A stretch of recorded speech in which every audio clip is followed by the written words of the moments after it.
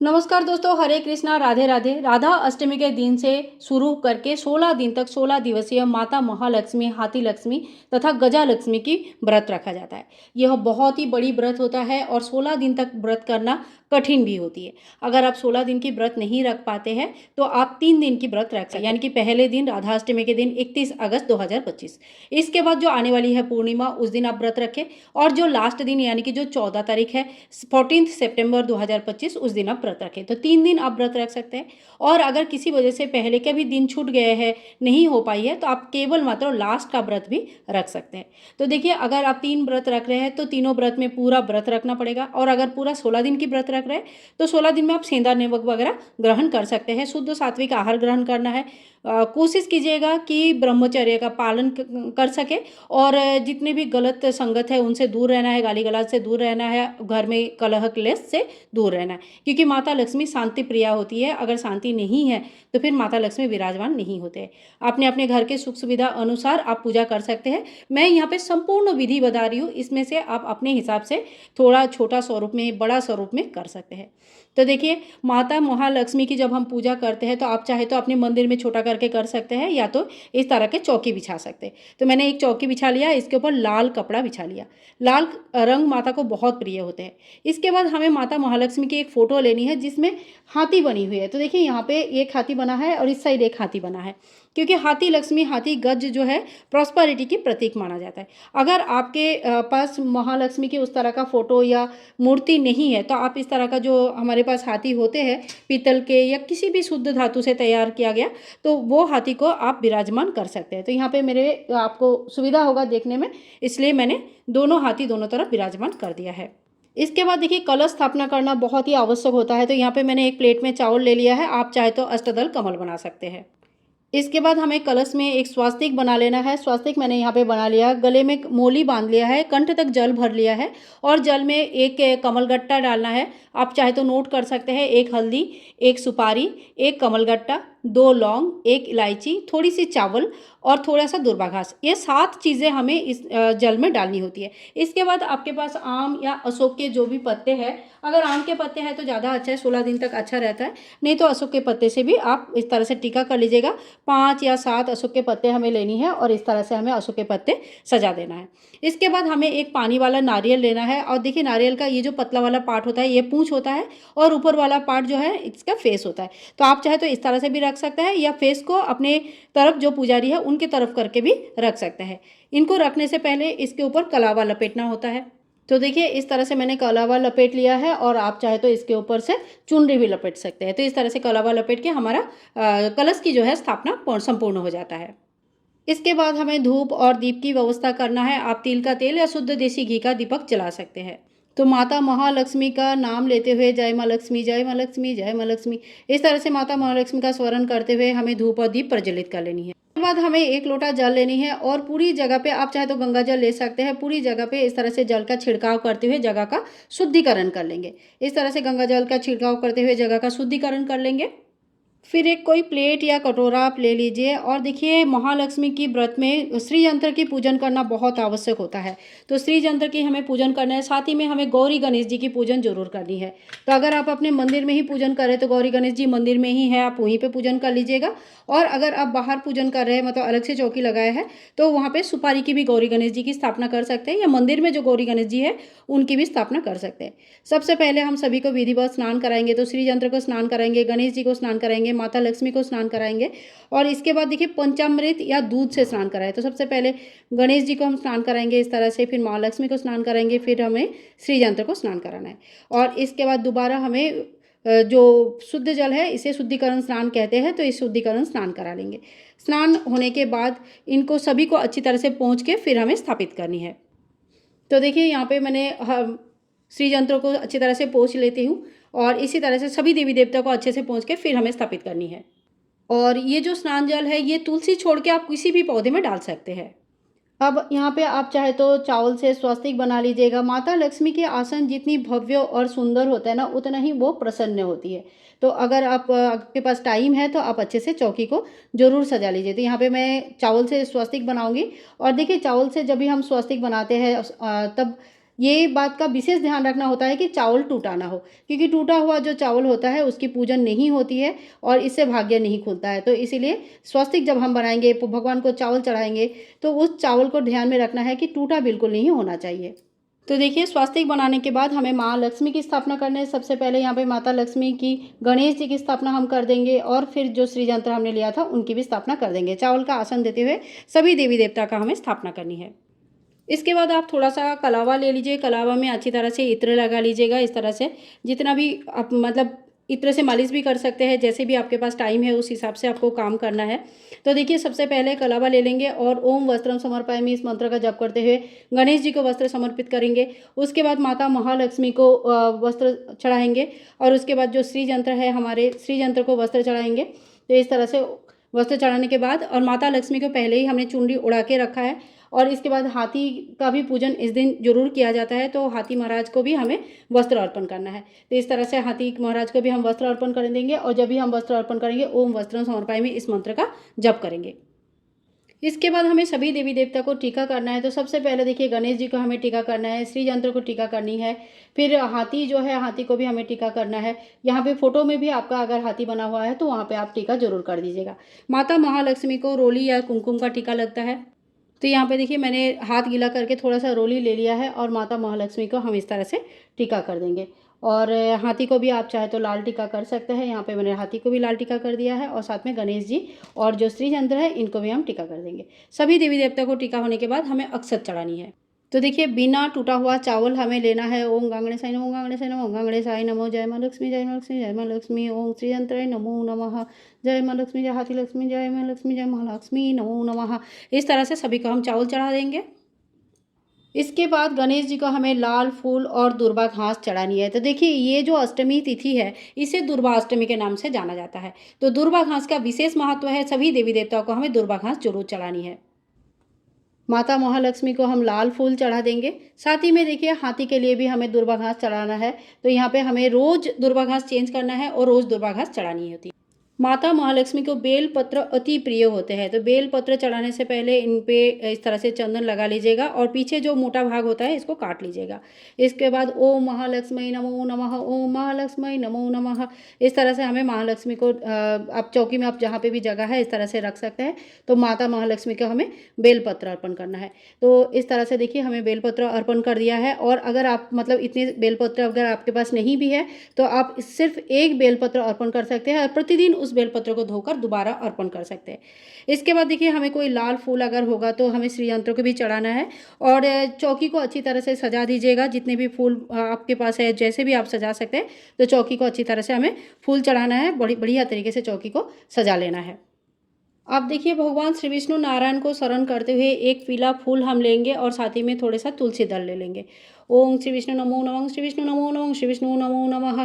तो शरण करते हुए आप चौकी में थोड़े से भगवान विष्णु जी को शरण करते हुए उनके नाम पे तुलसी पत्र और एक फूल चढ़ा दीजिए। देखिए, भगवान विष्णु की अगर पूजा नहीं करेंगे तो माता लक्ष्मी प्रसन्न कैसे होंगे, खुद ही समझिए। तो भगवान विष्णु जी के प्रसन्न करने के लिए उनके लिए थोड़ा सा हमें फूल और तुलसी के पत्ते जरूर चढ़ानी है। इसके बाद देखिए, इस चौके में हम कोई भी एक सोने का वस्तु जरूर रखेंगे। तो ये आपका कोई नया वस्तु भी आप बना सकते हैं, नया अंगूठी, चूड़ी, कड़ा, माला, जो भी आपसे अगर हो पाता है तो आप बना सकते हैं। नहीं हो पाता है तो जो भी आपके शादी के कोई गहने हैं, कुछ भी है आपके पास सोने का, वो माता महालक्ष्मी के सामने हमें जरूर रखना है। तो यहाँ जहाँ कलश स्थापना किया है यहीं पर हम रख देंगे और थोड़ा सा ऐसे रखें कि कम से कम आप फूल बेलपत्र जब साफ़ करें तो कहीं वो मर न गिर जाए। तो इसके लिए थोड़ा सा ध्यानपूर्वक रख सकते हैं। आप चाहे तो क्या करेंगे, एक छोटा सा कटोरे में चावल से भर लीजिएगा इस तरह से, और जो सोने का सामान आप रखना चाहते हैं उनको इस तरह से रख दीजिएगा। तो इससे ये कभी भी चावल के साथ मिक्स नहीं होगा और कभी भी फेंका नहीं जाएगा। तो माता महालक्ष्मी जो है ना, वैभव देने वाले होते हैं, इसीलिए सोना चांदी का पूजन करना बहुत ज़्यादा खास माना जाता है। तो इस तरह से हमने सोने का एक अंगूठी भी माता रानी को चढ़ा दिया है और इसी तरह से हमें हर चीज़ में बरकत दे, घर की सर्वथा बरकत हो, इसी की कल्पना करते हुए हम माता रानी को इस तरह से आह्वान करेंगे। इसके बाद देखिए, माता महालक्ष्मी को श्रृंगार की सामग्री अर्पण किया जाता है। एक लाल चुनरी आपको जरूर देनी है। इसके साथ आप 16 श्रृंगार दे सकते हैं या 5-7 दे सकते हैं। पहले दिन, बीच में पूर्णिमा का दिन या लास्ट दिन भी चढ़ा सकते हैं। पर श्रृंगार की सामग्री हमें ज़रूर चढ़ानी है और ये जो श्रृंगार के सामग्री होते हैं ये हम खुद यूज़ करते हैं। माता महालक्ष्मी की पूजा का कोई भी सामान बाहर के किसी को भी नहीं दिया जाता। इस बात का विशेष ध्यान रखिएगा। तो इस तरह से माता महालक्ष्मी को हम श्रृंगार अर्पण करेंगे और अगर आपको श्रृंगार दान करनी है तो आप अलग से श्रृंगार खरीद के फिर उनको दान कर सकते हैं। लेकिन ये जो माता महालक्ष्मी को चढ़ाया गया श्रृंगार है ये आप खुद ही यूज़ करेंगे इस तरह से। तो आपको जितने भी आपसे हो पाता है उस तरह से आप श्रृंगार ले लीजिए। माता महालक्ष्मी को श्रृंगार चढ़ाने से सुहाग में वृद्धि होती है, तो ये जरूर चढ़ाना चाहिए। अगर पहले दिन भूल गया है तो बीच में या लास्ट में या बीच में किसी भी दिन माता को चढ़ा सकते हैं। इसके बाद देखिए माता रानी को भोग चढ़ाए जाते हैं। तो पहले दिन जब आप पूजा करेंगे तो आप खीर वगैरह बना सकते हैं, कोई अच्छी मिठाई लेके आ सकते हैं। तो मैंने यहाँ पे खीर बना दिया है। भगवान को लड्डू कोई भोग चढ़ा देंगे और जब रेगुलर बेसिस पे बाद में पूजा करेंगे तो आप डेली पूजा में भगवान को जो ड्राई फ्रूट्स वगैरह होते हैं, मखाना होता है, ये सारी चीज़ों का भी भोग लगा सकते हैं और फलों का भोग भी लगा सकते हैं। तो यहाँ पे मैंने फल का भी भोग लगा दिया। तो इस तरह से भोग लगा सकते हैं। तो पहले दिन, लास्ट दिन, पूर्णिमा के दिन आप थोड़ा सा अच्छे से भोग तैयार कर लीजिएगा और बाकी आप बीच में जब पूजा करेंगे तो बीच में पूजा में आप इस तरह का ड्राई फ्रूट्स का व्यवस्था कर रखें ताकि भोग चढ़ाने में आसान हो। इसके साथ ही देखिए माता रानी को प्रतिदिन एक पान चढ़ाना बहुत ही ज़्यादा शुभ माना जाता है। यहाँ पे मैंने गुलाब की पंखुड़ी भी सजा के रखा है, देखने में अच्छा दिखता है। गुलाब जल, गुलाब के पंखुड़ी यूज़ करना भी माता रानी को बहुत पसंद है। तो इस तरह से देखिए ये 2 लौंग, 1 इलायची और 1 बतासा या मिश्री, कोई भी मीठा, इन सभी चीज़ों का इस तरह से माता रानी को अर्पण किया जाता है। पान माता रानी को डेली अर्पण किया जाता है। अगर संभव है तो 16 दिनों तक डेली माता रानी को पान अर्पण करें और अगर डेली अर्पण नहीं कर सकते तो 3 दिन अर्पण करें, जैसे मतलब बताया है, पहले दिन, पूर्णिमा के दिन और लास्ट दिन, ऐसे 3 दिन अर्पण करें। अगर संभव है तो डेली अर्पण करें। तो इस तरह से माता रानी को हम पान अर्पण कर दिया है। इसके बाद हम कुछ दक्षिणा चढ़ाएंगे। दक्षिणा देखिए आप कितना भी चढ़ा सकते हैं अपनी सामर्थ्य के हिसाब से, और ये जो दक्षिणा है ये भी दान नहीं होता है। तो इससे बाद में, पूजा के बाद, आप कोई भी सामग्री माता लक्ष्मी के लिए, अपने घर की मंदिर के लिए खरीद सकते हैं। तो देखिए अगर आपके पास विग्रह है तो उनके लिए आप अलंकार, वस्त्र इत्यादि खरीद सकते हैं या सिंहासन ले सकते हैं, या आपको जैसे भी सही लगे, या अपने घर की मंदिर के लिए कुछ सामान ले लीजिएगा। इस सामग्री का दान नहीं होता है। यहाँ पे चौकी में लगा हुआ कोई भी चीज़ का दान नहीं होता। तो पूजा में रही कमियों को पूरा करता है दक्षिणा। तो इसलिए हम माता रानी को दक्षिणा चढ़ा देंगे और दक्षिणा को भी जहाँ पे आपने गोल्ड का सामान रखा है ना, बिल्कुल उसी जगह पे आपको दक्षिणा भी रख देनी है। इसके बाद देखिए हाथ में एक लाल फूल रख लीजिए, एक दुर्वा घास रख लीजिए। इस तरह का दुर्वा घास होता है, ये देखिए कुछ इस तरह का दुर्वा घास होता है। दुर्वा घास रख लीजिए और थोड़ी सी आपको चावल रख लेना है। तो इस तरह से थोड़ा सा चावल रख लेंगे और माता महालक्ष्मी की जो व्रत कथा है वो हमें सुन लेनी है या पढ़ लेना है। तो खाली हाथ कभी भी कथा पढ़ा नहीं जाता है। व्रत कथा आप सुबह, अगर आपके पास टाइम होगा तो आप सुबह सुन लीजिएगा, और अगर सुबह ऑफिस जाते हैं या किसी वजह से बहुत ही भागादौड़ी हो जाते हैं, टाइम नहीं होता इतना बड़ा अरेंजमेंट करने का, तो आप इवनिंग के टाइम पे प्रदोष काल में भी माता महालक्ष्मी की पूजन कर सकते हैं। उसी टाइम पे व्रत कथा पढ़ सकते हैं, या माला जप करना चाहते हैं तो माला जप भी कर सकते हैं। व्रत कथा पढ़ने के बाद ये जो फूल और चावल है ये हम यहीं पे छोड़ देंगे चौकी में, और हाथ जोड़ करके पूजा में रही कमियों के लिए समय याचना कर लेंगे। तो देखिए इस तरह से जब हमारा पूजा संपूर्ण हो जाता है तो आखिर में हमें करनी है माला जप। माला जप आप इस तरह का जो 108 का माला होता है, कमलगट्टे के माला होता है, जब भी आप कमलगट्टे के माला लेंगे तो एक बार पूरा चेक कर लीजिएगा। कहीं पे कमलगट्टे के माला पे कहीं घून लगने का चांसेस बहुत होता है। तो अगर आप लेके आ रहे हैं तो इसको कपूर में, इस तरह से कोई डब्बे में जब रखेंगे ना तो इसमें कपूर डाल दीजिए, 4-5 कपूर डाल दीजिए, तो इसमें घून नहीं लगेगा। तो इससे आपका माला सालों साल चलेगा, नहीं तो हर साल खरीदना पड़ेगा, ख़राब हो जाती है। तो देखो पहले पहले हमें मालूम नहीं पड़ा था। तो यहाँ पे देखो छोटा सा एक होल आपको दिख रहा होगा, बहुत ही छोटा सा एक होल है, ज़्यादा नहीं है। उसके बाद मैंने कपूर डाल दिया था।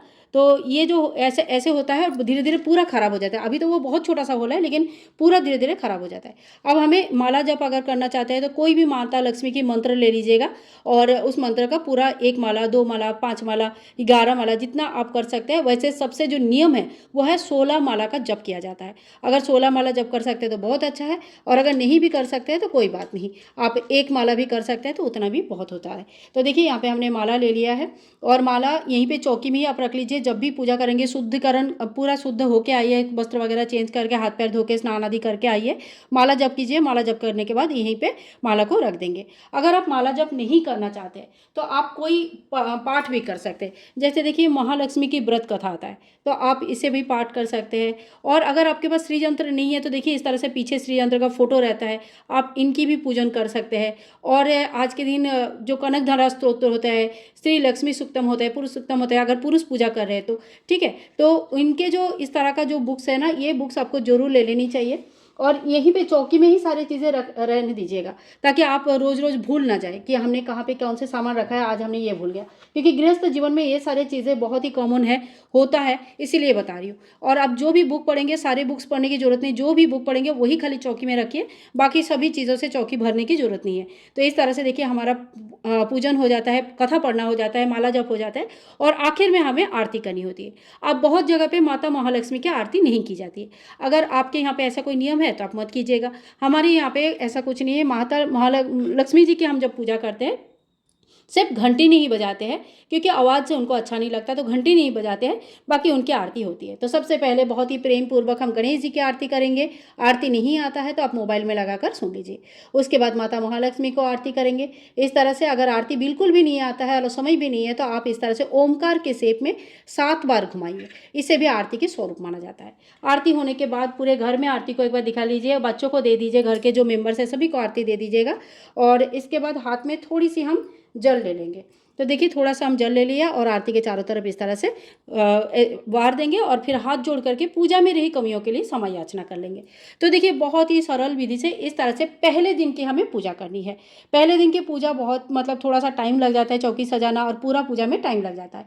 अगले दिन से जब नेक्स्ट डे ऑनवर्ड्स आप पूजा करेंगे तो भोग प्रसाद तो सबसे पहले 10 मिनट पहले ही, 15 मिनट पहले ही आप निकाल लीजिएगा और शाम तक आप सारे फूल साफ कर लीजिएगा।